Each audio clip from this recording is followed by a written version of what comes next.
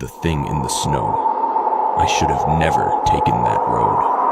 The storm had already swallowed the world in a blinding white void, and I could barely see past my headlights. The radio crackled uselessly, my phone had no signal, and the nearest town was miles behind me. When my tires skidded on the frozen asphalt, I knew I was in trouble. The car spun, my hands jerked the wheel, and the next thing I knew, I was half buried in a snowdrift, the engine coughing its last breath. For a long moment, I just sat there, my pulse hammering. The wind howled like a living thing, rocking the car, rattling the windows. I checked my phone again, still nothing. The temperature was dropping fast, and I knew I couldn't stay inside forever. That's when I saw it. A house. Barely visible through the heavy snowfall, its dark outline stood against the pale sky, a silhouette of safety in the middle of nowhere. I hesitated. It didn't look abandoned, but something about it felt wrong. The windows were dark, no sign of movement, no smoke from a chimney. But I had no choice. My jacket was thin, and I could already feel the cold creeping into my bones. Grabbing a flashlight from the glove compartment, I pulled my scarf tight and stepped out into the storm.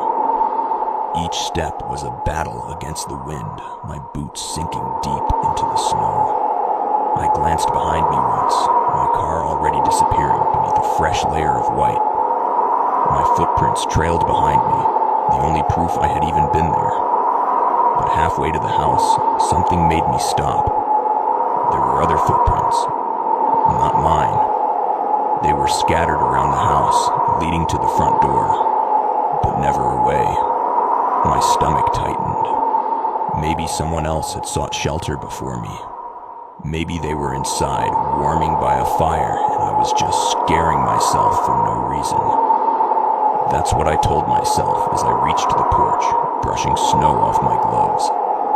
The door creaked open when I knocked, swinging inward as if it had been expecting me. Inside, the air was thick with dust and the scent of old wood. The house was silent. No fire, no people. Just furniture covered in white sheets, shadows stretching long in the beam of my flashlight. The only sound was the wind rattling the windows. I stepped inside and shut the door behind me. The snowstorm was screaming outside now, loud enough to drown out my own breathing. My boots left wet prints on the wooden floor as I moved deeper into the house.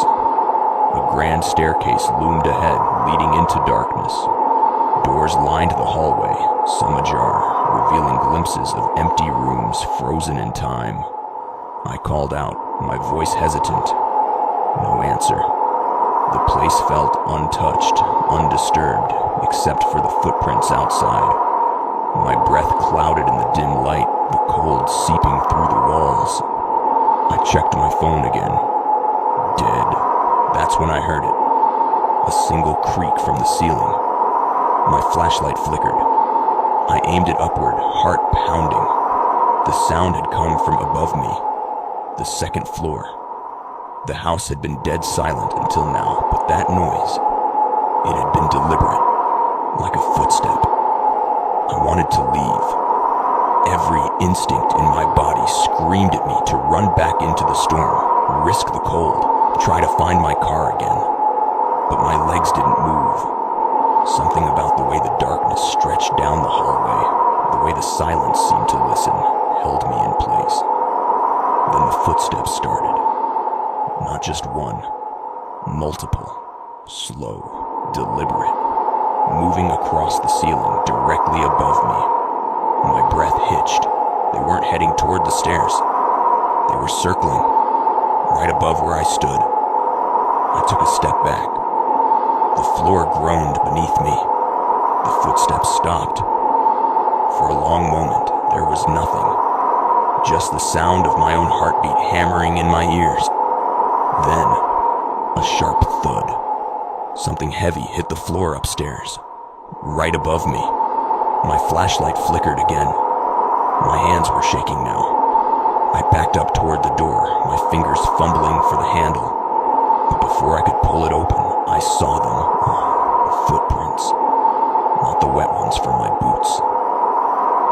appearing in real time, inching toward me across the wooden floor, pressing into the dust one by one. Bare footprints. They stopped a few feet away. My throat closed up. I couldn't breathe. I couldn't move. The air had shifted, thick and heavy, as if something unseen was standing right there, staring at me. Then, another creak. The ceiling above me buckled. The wood groaned as if something was pressing down, pushing against it. I could hear breathing. Slow, rattling breaths. My flashlight caught movement, a shadow stretching long against the floor, though there was nothing to cast it. Then the whisper came. Not a voice, not words, just a slow, drawn-out exhale, like someone standing too close, their lips right against my ear. My entire body went rigid. The cold was unbearable now, sinking into my skin, locking my limbs in place. And then, the lights in the house came on.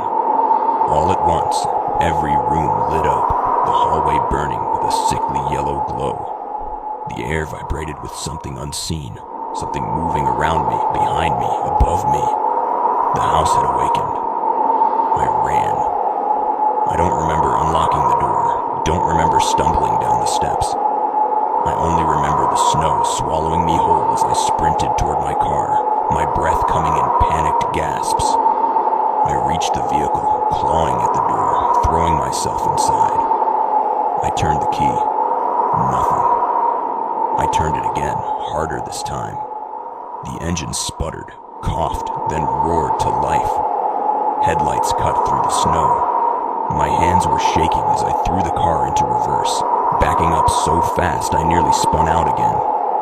That's when I looked up. The house was no longer dark.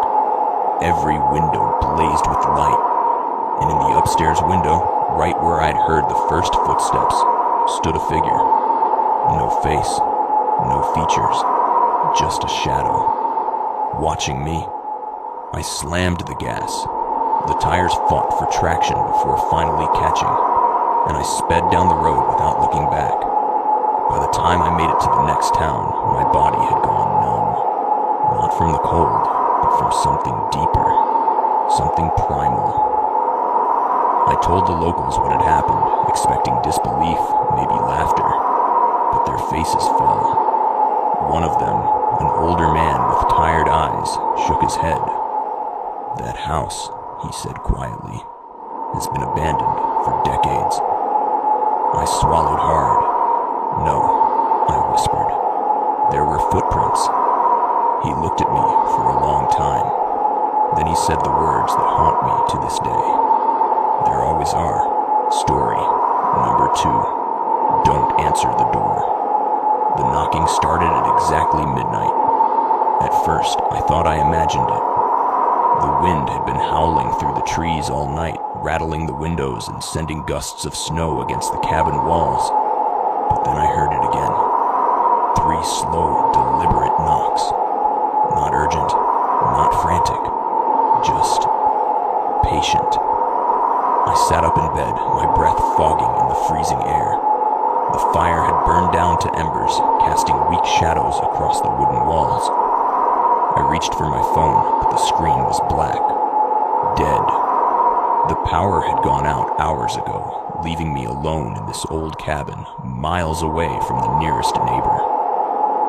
The knocking came again. This time, it was louder. I swung my legs over the bed, my pulse hammering. Who would be out here in the middle of a snowstorm at this hour? My mind raced through possibilities.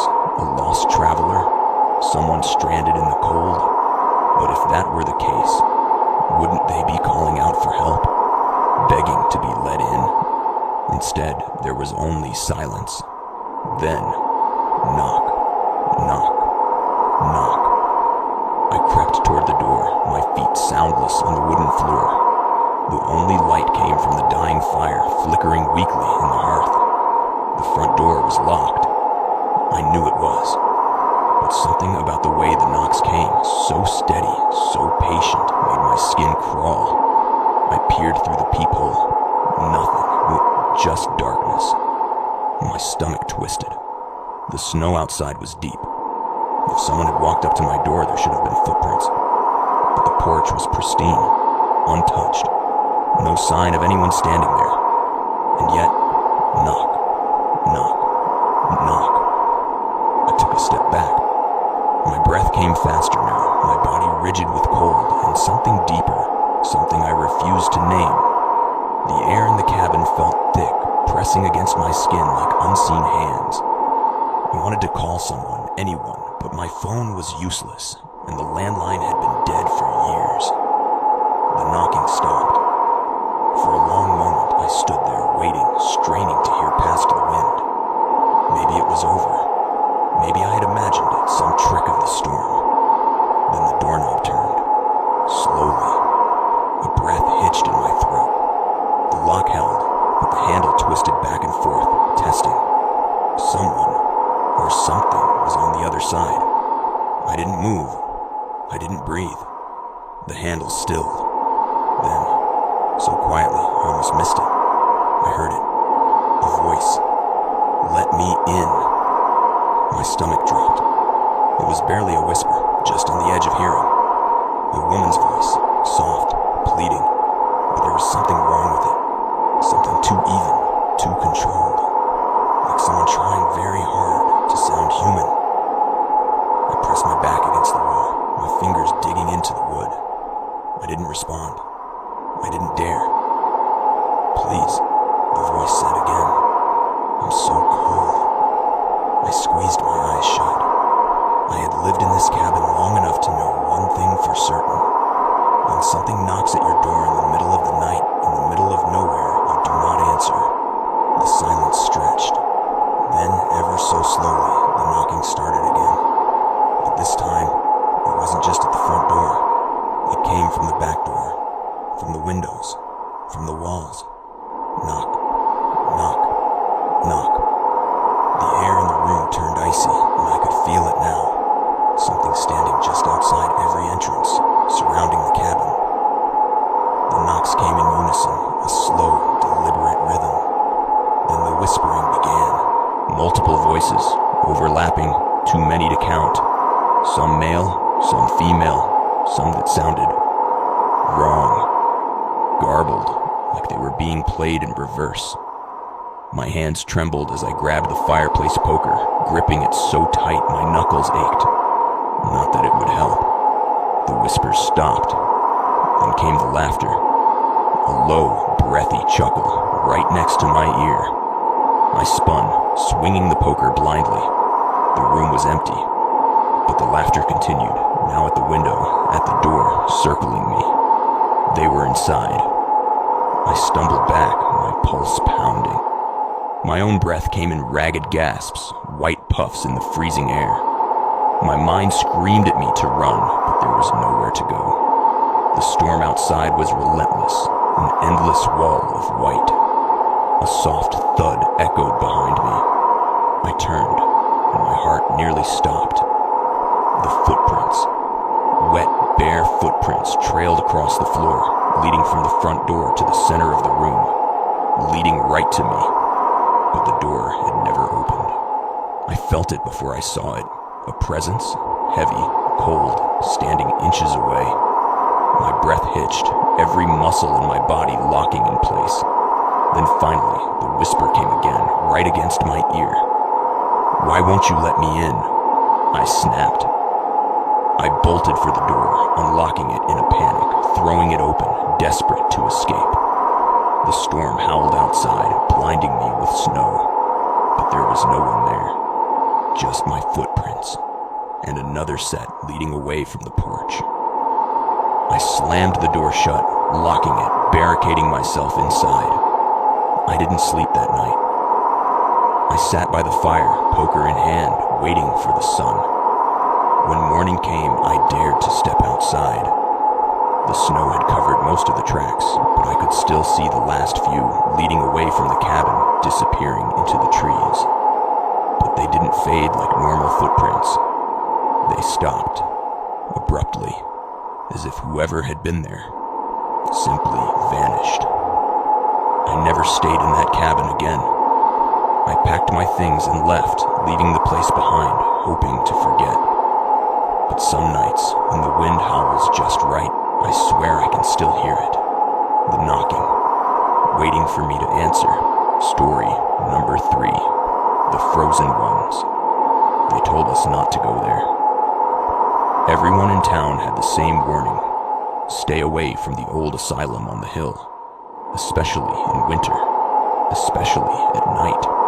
But we were young and stupid, and when the first heavy snowfall of the season came, blanketing everything in white, we decided it was the perfect time to do the one thing everyone said we shouldn't.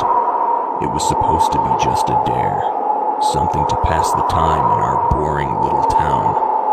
The asylum had been abandoned for decades, its windows shattered, its walls cracking under years of neglect.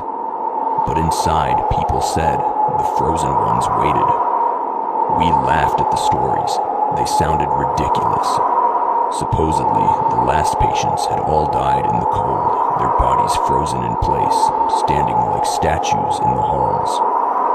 Some claimed their spirits were trapped there, forever stuck in the moment of their deaths, unable to move. Others said the bodies were still inside, untouched by time, standing in the dark. We wanted to prove the stories wrong. The 5 of us made our way up the hill, the wind biting through our jackets, snow crunching beneath our boots. The asylum loomed ahead, a skeletal shadow against the white sky. Its doors hung open, yawning like a mouth ready to swallow us whole. Inside, it was colder than outside. The air was heavy, thick with the scent of dust and something stale. Something rotten. Our breath fogged in front of us as we stepped deeper into the darkness, flashlights sweeping across peeling walls and rusted gurneys. Then we saw them. Lining the hallway, standing in perfect rows, were the figures. At first, we thought they were mannequins. They were stiff, unmoving, their faces twisted in expressions of silent agony. But as we got closer, the realization hit us like a punch to the gut. They weren't mannequins. They were people. Their skin was pale, waxy, and their eyes, oh God, their eyes were open, glassy, frozen over, but not lifeless, like they could see us, like they knew we were there. My stomach turned. No one spoke. No one moved. We just stood there, our flashlights casting long shadows across their unmoving faces. Then from somewhere deep in the asylum, we heard it. A whisper. We turned as one, our breath catching in our throats.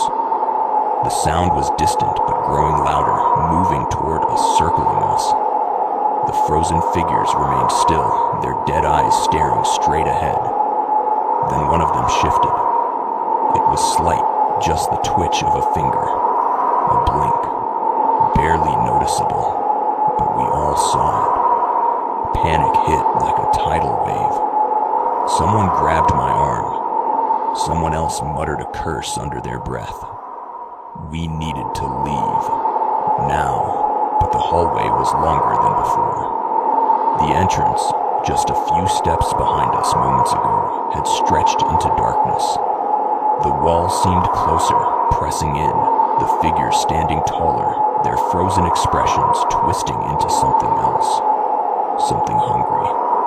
The whispering turned into a low hum, vibrating through the air, through our bones. I could feel it in my chest, deep and cold, like ice spreading through my veins. My breath hitched. My feet wouldn't move. Then the lights flickered.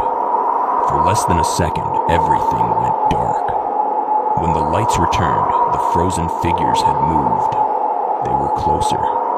They weren't lined up anymore. They were surrounding us. Their heads were tilted, their mouths slightly open, as if they were trying to speak. My heartbeat pounded in my ears. Someone screamed. Someone ran. The moment their footsteps hit the ground, the whispering stopped, and the frozen ones turned their heads. All at once. I couldn't breathe. I couldn't think. All I knew was that we had to run. I grabbed my friend's sleeve and yanked. The others bolted with us, our footsteps echoing as we tore down the endless hallway. The walls blurred, the figures reaching, their movements slow, stiff, like thawing corpses waking up for the first time. The exit. Where was the exit? The door should have been right there, but the asylum had changed. It didn't want us to leave. A sharp, inhuman screech shattered the air. I turned just in time to see one of them lurch forward, its frozen limbs cracking like ice breaking apart. It shouldn't have been able to move like that. Another scream. The hallway twisted. The floor seemed to shift beneath us. Then suddenly, there it was. The entrance. The doors wide open, snow blowing inside like a beacon of escape. We didn't think. We ran. The second we crossed the threshold, the air changed. The whispering stopped. The humming ceased. The cold in my bones vanished as if it had never been there. We stumbled into the snow, gasping, hearts racing. The asylum loomed behind us, silent, motionless. I turned, breath catching in my throat. Through the shattered windows, through the cracks in the walls, I saw them. The frozen ones, watching, waiting.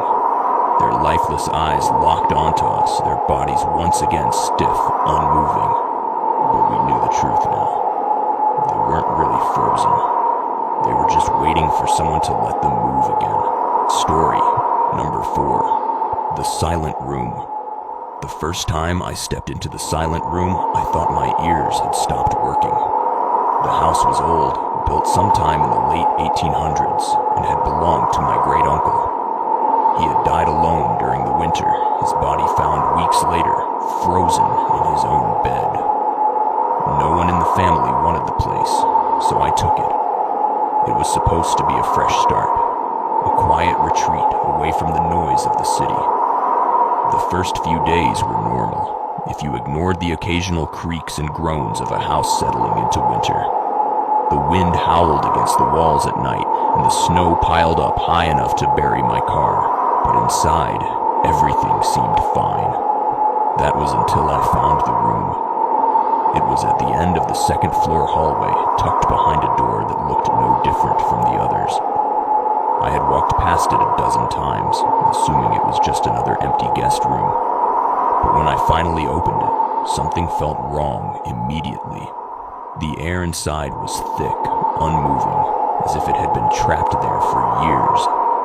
A layer of dust covered the wooden floor, untouched by time. But it wasn't the sight of the room that unsettled me. It was the silence. The moment I stepped inside, the world went completely, utterly silent. Not just quiet. Silence. The wind, which had been howling outside just seconds ago, disappeared. My own breathing, my own heartbeat, gone. I stomped my foot against the floor. Nothing. I snapped my fingers. Nothing.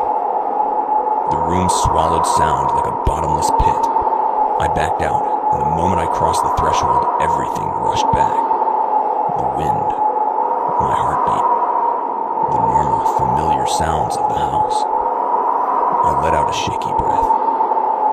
It had to be some weird acoustic trick, I told myself. Maybe the room was built in a way that absorbed sound. That was possible, right? Still, I couldn't shake the feeling that something was off. That night, as I lay in bed, I couldn't stop thinking about it. About how the air in that room had felt.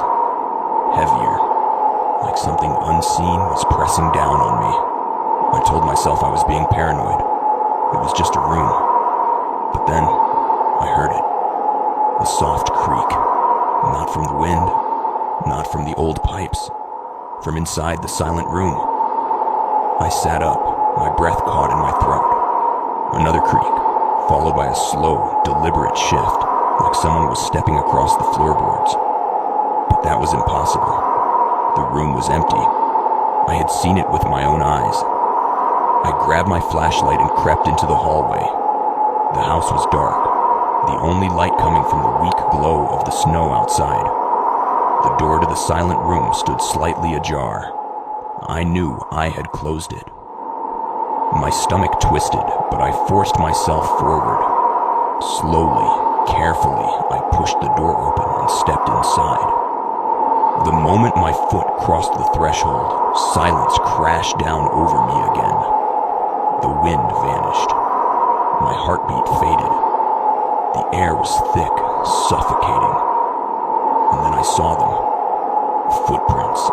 They were faint, pressed into the dust on the wooden floor. Bare footprints, leading from the door to the farthest corner of the room. But no one had been in here for years. There was no reason for those prints to be there. A breath of cold air brushed the back of my neck. I spun around. Nothing. Just the empty doorway leading back into the world of sound. But something in the air had shifted. The pressure had changed. I wasn't alone. My pulse pounded, but I couldn't hear it. I reached out and snapped my fingers. Still nothing. The silence wrapped around me like a thick, smothering blanket. And then behind me, I saw it. A figure. It stood in the corner of the room, barely visible in the dim light. Tall, unmoving, its body blending into the shadows. My flashlight flickered. The bulb dimmed, and for a second, I thought I saw a face. Hollow, empty, watching me. The floor creaked beneath my feet. The figure twitched. I ran. I didn't think, didn't breathe. I just bolted for the door, my body slamming into the hallway as sound came crashing back. My own ragged breaths, the wind outside, the frantic pounding of my heart. I turned, flashlight shaking in my grip. The room was empty. The footprints were gone. But the door was still open. I slammed it shut and locked it. Then, for good measure, I pushed a heavy dresser in front of it. I didn't sleep that night. Every time I closed my eyes, I felt it. The weight of something watching me. The thick, crushing silence pressing in from the other side of that door. By morning, I had made up my mind. I was leaving. I didn't care if I had nowhere to go. I just knew I couldn't stay in that house. But as I was packing, something stopped me cold. The door to the silent room was open again. The dresser hadn't moved. The lock was still in place. But the door itself, it was wide open, revealing the dark, soundless space beyond. And there, in the dust-covered floor, were fresh footprints, leading out of the room, leading straight to my bedroom door. Story number 5. The Whispering Fog. The first time I heard the whispers, I thought it was the wind. I had moved into the house on the edge of town just before winter, eager for peace, for quiet. It was an old place, buried under decades of snowfall, the kind of house that creaked and groaned with every shift in temperature. The town was small, the kind of place where everyone knew each other, but something about my new home made people uneasy. They avoided talking about it. When I asked about the previous owners, I got vague answers, nervous glances. One old man told me, "Just keep your windows locked at night." I laughed it off at the time. Then the fog came, thick, rolling in like something alive, swallowing the street, the trees, the sky. It always came at night. By the time the clock struck 3, the world outside would disappear into a swirling white abyss. At first, I didn't think much of it. Winter brought strange weather after all. But then, one night, as I stood by my bedroom window, watching the fog creep through the trees, I heard it. A voice. At first, it was faint, barely a whisper. My name, stretched out, carried on the wind. I told myself I was imagining it. But then it came again. Closer. Clearer. I shut the window and locked it. The next night it returned. The fog slithered in at exactly the same time, a thick, suffocating wall of white. The whispering started almost immediately. At first, it was distant, coming from somewhere beyond the trees. Then it was at the edge of my yard. Then it was under my window. It wasn't just one voice. It was many. Male, female, old, young. Some were urgent, pleading. Others were amused, almost laughing. But they all said the same thing. They called my name. I stopped looking outside after that. Stopped standing near the windows once the fog rolled in. But it didn't matter. The voices knew I was inside. They knew I was listening. One night I made a mistake. I had fallen asleep on the couch, the fire burning low, my back to the window. The whispering woke me up. It was louder this time, pressing against the glass like 1,000 unseen mouths speaking at once. I held my breath. The air was thick, too still. The fire barely flickered. Then, 3 knocks at the window. I turned slowly. The fog was so dense I could barely see past the glass. But there, just beyond the swirling white, was a figure. Tall, motionless, watching. It had no face, no features, just a dark shape standing in the mist. I couldn't move. My body had locked up completely, my breath coming in shallow gasps. The whispers grew louder. Then, the figure pressed its hand against the window. Number. Not a hand. A mouth. A perfect imprint of lips pressing against the glass from the outside as if it were trying to whisper directly into my ear. The fog curled around it, shifting, almost forming more shapes, more mouths, more faces. I ran. I locked every door, every window, every crack that might let the fog seep in. I sat in the middle of my living room, gripping a fireplace poker, listening as the whispering continued. It didn't stop. Not until dawn. The next morning, I found something on my window. The imprint was still there. Not condensation. Not frost. A stain. A perfect, smeared outline of lips burned into the glass. I should have left then, but I didn't. The next night, the whispers came again. This time, they were inside the house. I woke to the sound of breathing.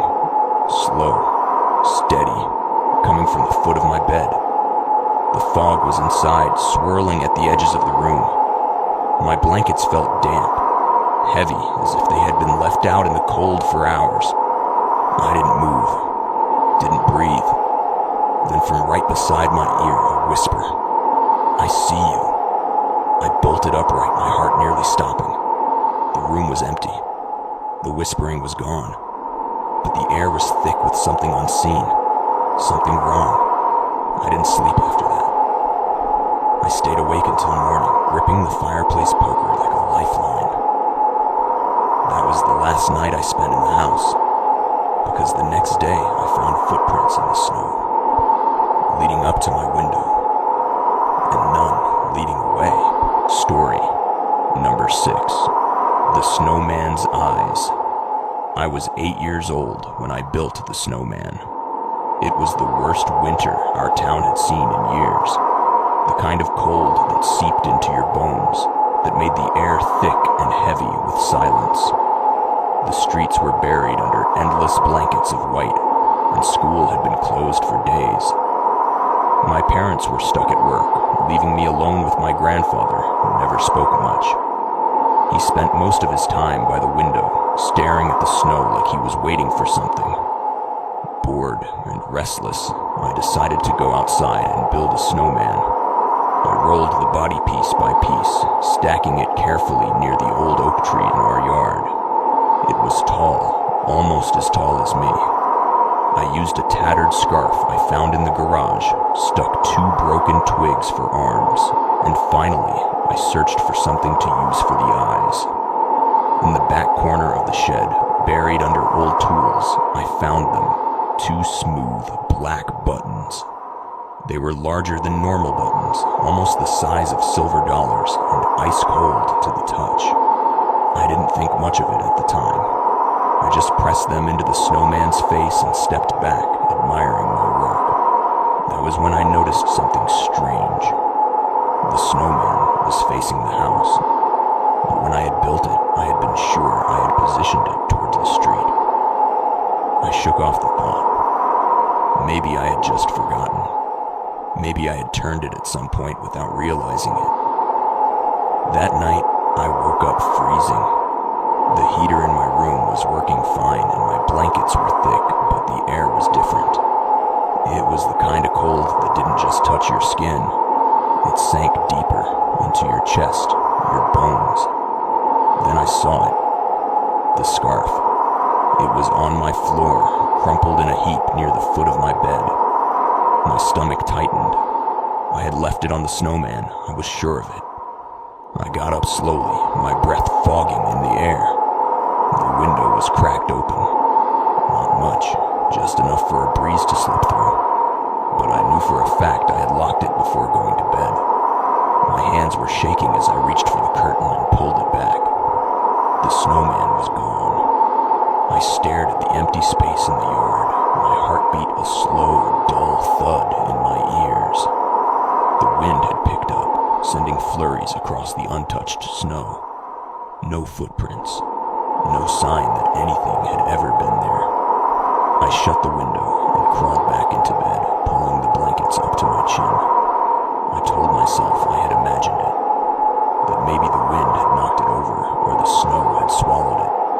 But deep down, I knew something was wrong. The next morning, I didn't mention it to my grandfather.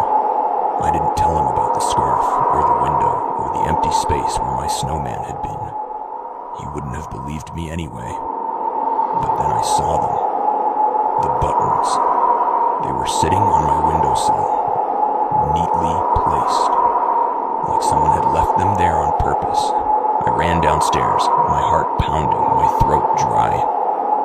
My grandfather was in the kitchen, stirring his tea with slow, careful movements. When I burst in, breathless and shaking, he finally looked up. "What's wrong?" he asked. "The snowman," I whispered. "It's gone." He put his spoon down. His expression didn't change, but something flickered in his eyes. Something I didn't understand then. Something close to fear. He stood up and walked to the window, pulling back the curtain. He stared outside for a long time, his shoulders stiff, his hands gripping the fabric too tightly. Finally, he turned to me. "Did you take anything from the shed?" I hesitated. "Just the buttons." His face went pale. He grabbed my wrist and pulled me to the front door, yanking it open. The cold hit me like a slap. The snow was falling heavier now, covering everything in a thick, endless white. But in the middle of the yard, where the snowman had once stood, was something new. Footprints. They were deep, leading away from the empty patch of snow, dragging through the yard, past the oak tree, disappearing into the woods. They were long, uneven, as if whatever had made them hadn't been walking, but stumbling. My grandfather let go of my wrist. His breath was shaky. "Go inside," he muttered. "But now." I did as he said. I sat on the couch, staring at my hands, trying to make sense of what I had seen. When he came back inside, his boots were covered in snow, and his face was grim. He didn't say anything. He just went to the fireplace and threw the buttons in. I watched them burn. The flames turned blue for a split second before swallowing them completely. That night, I heard the knocking. Soft, slow, deliberate. I pulled my blankets over my head, squeezing my eyes shut. The wind outside howled, but beneath it, I could hear something else. A whisper. A slow, dragging sound, like something heavy moving through the snow. I didn't sleep. By morning, the footprints were gone. The snow had erased them, smoothing over the yard as if nothing had ever been there. My grandfather never spoke about it again, and neither did I. Years later, after he passed, I found an old journal hidden in the attic. The pages were yellowed, filled with scribbled handwriting. Most of it didn't make sense, but one passage stood out. "They come with the snow," it read. "They take what they are given, but they always want more." I don't build snowmen anymore. Story number 7. The footsteps on the ceiling. The first night I heard the footsteps, I thought it was just the house settling. It was an old place, built long before my time, its wooden frame groaning under the weight of years. My uncle had left it to me after he passed, and with nowhere else to go, I moved in. The snow had already started falling by then, thick and endless, swallowing the town in an eerie white silence. The first few days were uneventful. The house was cold, the pipes moaned in protest every time I turned on the faucet, and the wind rattled the windows at night. But it was nothing I couldn't handle. Then came the footsteps. It was past midnight when I first heard them. Slow, deliberate, moving directly above me. I was in the living room, half asleep on the couch, when the sound pulled me back to consciousness. I frowned, staring at the ceiling. There was no second floor, just the attic. I sat up, listening. The steps moved across the ceiling, heavy and unhurried, as if someone was walking barefoot on the wooden beams above. I felt a prickle of unease crawl up my spine. Rats, I told myself. Maybe a raccoon. The attic had been locked when I moved in. I hadn't even gone up there yet. Still, the sound made my stomach twist. It wasn't skittering. It wasn't the frantic scurry of small animals. It was footsteps. I forced myself to stand, grabbed a flashlight, and climbed the attic stairs. The air grew colder with each step, my breath fogging in front of me. At the top, I hesitated, hand hovering over the latch. Then the footsteps stopped, just like that. I exhaled, forcing a laugh. My mind was playing tricks on me. I turned back, deciding to check in the morning.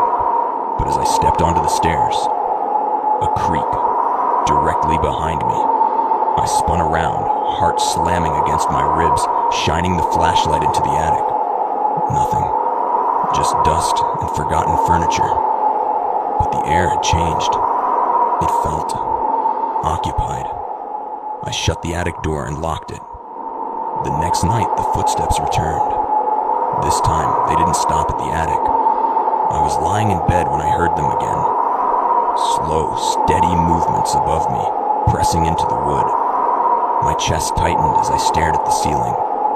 Then, to my horror, the footsteps shifted, moving down the walls. I couldn't move, couldn't breathe. The sound was impossible, but it was happening. The footsteps crept lower, inching toward the floor until they reached my bedroom door. Then silence. I didn't sleep that night. By morning, I convinced myself it had been a dream. A hallucination brought on by isolation and too much cold.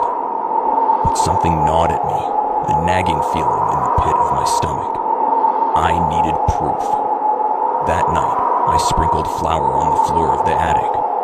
If it was an animal, I'd see tracks. If it was nothing, I could finally put my fears to rest. I barely slept, waiting, listening.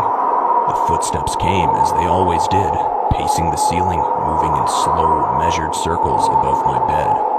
I clenched my jaw, forcing myself to stay put. Morning came, and I climbed the attic stairs with my heart in my throat.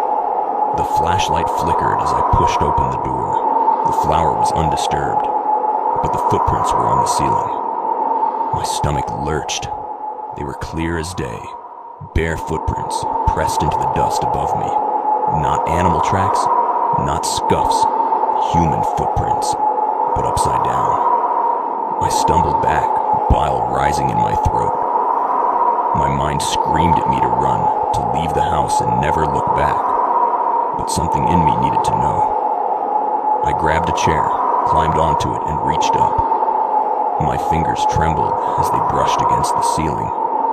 The wood was smooth, solid, There was no way anyone had been walking up there. And yet, the prints remained. That night, I barricaded myself in my room. I shoved the dresser against the door, locked the windows, and sat in bed, clutching a kitchen knife. The air was thick with silence. I strained to listen, every nerve in my body coiled tight. Then the footsteps began, but they weren't on the ceiling anymore. They were inside my room. I choked on a breath, gripping the knife so hard my knuckles ached. The air grew colder, my breath turning to mist. The footsteps were slow, dragging, moving closer to my bed. I couldn't see anything, but I could feel it. The weight of something unseen, standing just inches away, watching. I squeezed my eyes shut. A whisper brushed against my ear. "Why are you in my house?" I screamed. The knife dropped from my hands as I bolted upright, fumbling for the lamp. Light flooded the room, chasing away the darkness. There was nothing there but the ceiling. The footprints were gone. Instead, there was something else. A single sentence scratched into the wood. "I live below." I left that morning, shoving what little I owned into my car. I didn't care about the house, about the inheritance. I just needed to get out. As I pulled onto the road, I glanced back one last time. The attic window was open, and something was watching me leave. Story number 8, The Visitor Under the Ice. The first time I saw the thing under the ice, I thought it was just a trick of the light. The lake behind my family's old cabin had always unsettled me. Even as a kid, I never liked how still it was in winter, how the frozen surface never seemed to crack like other lakes did. My grandfather used to tell stories about it, about how the ice never fully melted even in summer, and how sometimes, if you stood too close, you'd hear whispers rising from beneath. I never believed him. Not really. But then, last winter, when I returned to the cabin alone, I finally understood what he meant. The snowstorm had cut me off from town, trapping me in the cabin for the night. The wind rattled the windows, and the fire barely fought off the cold that seeped through the old wooden walls. I had spent the evening reading, ignoring the groaning noises the cabin made, the way the air felt heavier the longer I stayed. At some point, I glanced out the back window toward the frozen lake. The moonlight made the ice glow, an endless sheet of pale blue stretching into the trees. And that's when I saw it. A shape. Beneath the ice. I frowned, leaning closer. It was faint, blurred by the thick frost, but it was there. Something dark, motionless just below the surface. It almost looked like a person. A chill crawled up my spine, and I shook my head. My mind was playing tricks on me. The storm, the isolation, it was making me see things. But as I turned away, something shifted. The shape moved. I froze, my breath caught in my throat. I wasn't imagining it. It was shifting under the ice, slowly, like it was turning over. I swallowed hard, pressing my forehead against the cold glass. And then it opened its eyes. I stumbled back, my heart slamming against my ribs. The thing under the ice was looking at me. 2 black, hollow eyes, deep and empty, staring straight into mine. My hands shook, my breath coming in sharp gasps. Then it started rising. The ice didn't break, it didn't crack, but the figure was moving, floating closer to the surface, its face stretching into something unnatural, something wrong. I ran. I don't know why, but I grabbed my jacket and boots, yanking them on with shaking hands. Every instinct screamed at me to leave, to run as far from that lake as possible. But something about those eyes, that frozen, waiting expression, I needed to see if it was real. The wind howled as I stepped outside, my boots crunching in the snow. The lake was completely still, the ice smooth, untouched. I hesitated at the edge, my breath clouding in front of me. Nothing. The figure was gone. My body relaxed slightly. Maybe it really had been my imagination. Maybe. Then I saw them. Footprints, leading from the edge of the lake to where I stood. But they weren't mine. My blood ran cold. The steps were deep, imprinted in the snow, but they didn't lead away from the lake. They led out of it. I turned to run. Something grabbed my ankle. I hit the ground hard, the cold knocking the air from my lungs. My vision blurred, my pulse hammering in my ears. The snow beneath me was wet, soaking wet, like something had been dragged across it. I scrambled to my feet, kicking wildly. The lake was just feet away, dark and endless, the footprints leading straight from its frozen depths. But there was nothing there, just silence. Then the whisper came, low, raspy, curling around me like breath against my ear. Come back. I ran. I don't remember getting inside, don't remember locking the door. All I know is that I spent the rest of the night by the fire, my hands gripping the poker, my ears straining for any sound. By morning, the footprints were gone. The snow had covered them, smoothing over everything as if nothing had ever been there. But when I looked out at the lake one last time, I saw something new. Not footprints, handprints, pressed against the inside of the ice. Story number 9. The Vanishing Town. I shouldn't be alive to tell this story. I was driving through the mountains trying to outrun the worst snowstorm I'd ever seen. The roads were barely visible, the wind howling so loud it drowned out my thoughts. My phone had lost signal hours ago, and I hadn't seen another car in miles. The gas gauge hovered dangerously close to empty, and the idea of being stranded in the middle of nowhere made my stomach twist. Then, through the blinding snow, I saw lights. A town. I don't remember seeing it on the map, but I didn't care. Relief washed over me as I turned onto the main road, the town emerging from the storm like a forgotten memory. It was small, lined with old brick buildings and glowing street lamps. Snow-covered cars sat parked along the curbs, and warm lights flickered from shop windows. It looked untouched by the storm. I pulled into a small diner near the center of town, the neon open sign buzzing weakly. As soon as I stepped inside, warmth wrapped around me, a stark contrast to the brutal cold outside. The place looked like something out of time. Worn leather booths, a long counter with faded bar stools, the faint hum of an old jukebox in the corner. A handful of people sat scattered around, sipping coffee, eating pie. They barely looked up when I entered. A waitress, a woman in her 50s with tired eyes, approached me with a small, polite smile. "You must be freezing," she said, handing me a cup of coffee before I even ordered. I nodded, wrapping my hands around the warm ceramic. "Got caught in the storm," I muttered. "Didn't even know this town was here." The woman's smile faltered just a little. Not many people do. Something in the way she said it sent a small prickle down my spine. I glanced around, noticing how still everything was. The people in the diner weren't talking, just quietly eating, staring at their plates. The air felt thick, like a room that had been locked up for too long. I cleared my throat. "Is there a motel around here? Somewhere I can stay the night?" The waitress hesitated.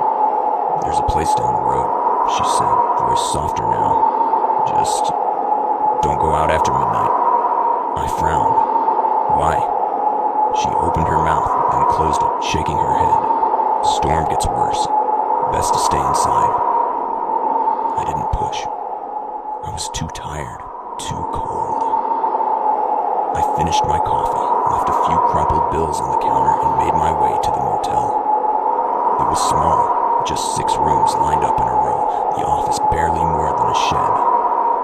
The old man at the front desk barely looked at me as he slid the key across the counter. "Checkouts at sunrise," he muttered. I nodded, too exhausted to care. The room was basic. Bed, nightstand, tiny TV that flickered between static and an old black and white movie. I pulled off my boots, stretched out on the bed, and let the exhaustion take over. Sometime later, I woke up. Something wasn't right. The air was still.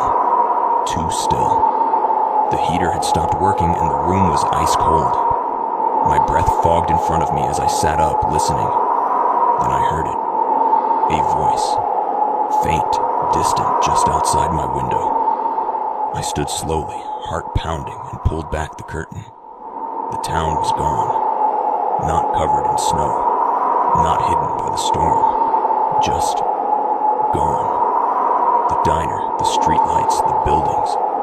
Nothing but endless, untouched snow stretching into the darkness. My stomach twisted violently. I turned, grabbed my coat, and threw open the door. The parking lot was gone. My car was gone. The motel itself. Only my room remained. The others had disappeared, swallowed by the storm. I stumbled backward, my breath coming in sharp gasps. Then I saw them. Figures standing in the snow, just beyond the reach of the dim porch light. They weren't moving, just watching. I couldn't see their faces, only the dark outlines of their bodies against the endless white. A low hum filled the air, vibrating through my bones, growing louder, sharper. Then, all at once, they moved. Not walking, not running, gliding toward me. I slammed the door shut, locking it, shoving the nightstand in front of it. The humming was inside my skull now, pressing against my mind, drowning out my thoughts. The room grew darker. The walls felt smaller. And then, silence. The air shifted, like something had just left. I didn't move, didn't breathe. Morning came slowly, dragging itself into existence. When the first light touched the window, I finally dared to look outside. The town was back. The buildings, the street, the diner, as if nothing had happened. But the snow was untouched. No footprints, no tire tracks, like I had been the only person there. I left without checking out, without stopping for coffee, without looking back. I drove for hours until I reached the next town, nearly crashing into a gas station in my desperation to see another human face. The clerk looked up as I stumbled inside, panting, wild-eyed. "Where'd you come from?" he asked. I licked my lips, still shaking. Small town, back on Highway 14. The clerk's face went blank. "There ain't no town on Highway 14. I started to argue, to insist, but then I saw the look in his eyes. I wasn't the first person to say that. And I wouldn't be the last. Story number 10. The Smiling Reflection. I was brushing my teeth when I first noticed it. At first it was nothing. Just my reflection staring back at me, tired and pale under the dim bathroom light. The winter cold had been brutal that year, and the pipes groaned whenever I turned on the faucet. I had been staying at my grandmother's old house for a week, looking after it while she was in the hospital. The place had always felt a little off to me, but I chalked it up to childhood fears. I spat into the sink and reached for the towel. When I looked up, my reflection was still brushing its teeth. My breath caught in my throat. It lasted less than a second, just a flicker of wrongness. But I saw it.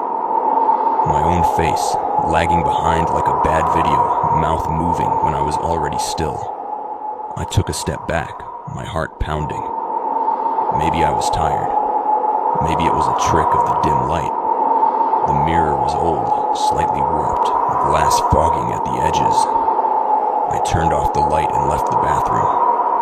That night, I barely slept. The wind howled against the house, rattling the windows, seeping through the cracks. I pulled the blankets tighter around me, but no matter how much I tried to relax, I couldn't shake the feeling that something was watching me. The next morning, I avoided the bathroom mirror altogether. I splashed water on my face without looking up, refusing to acknowledge the feeling creeping up my spine. But as I turned to leave, something caught my eye. The mirror was smudged. Not with fingerprints, not with dust, with breath. Like someone had been standing too close, breathing heavily against the glass. I swallowed hard, wiping it away with a shaking hand. The reflection looked normal. It looked like me, but I still felt watched. That night I dreamed of mirrors.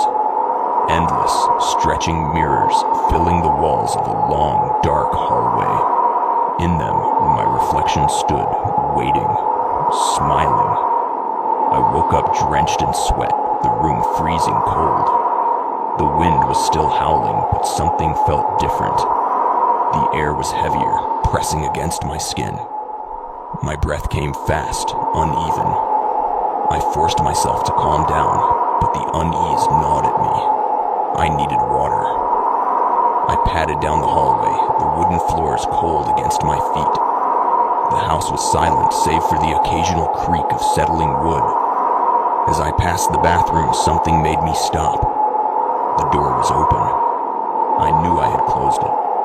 The light was off, but the mirror caught just enough glow from the street lamp outside. My reflection was barely visible, just a faint outline in the darkness. Then it moved. Not a trick of the light, not a delayed reaction. It moved before I did.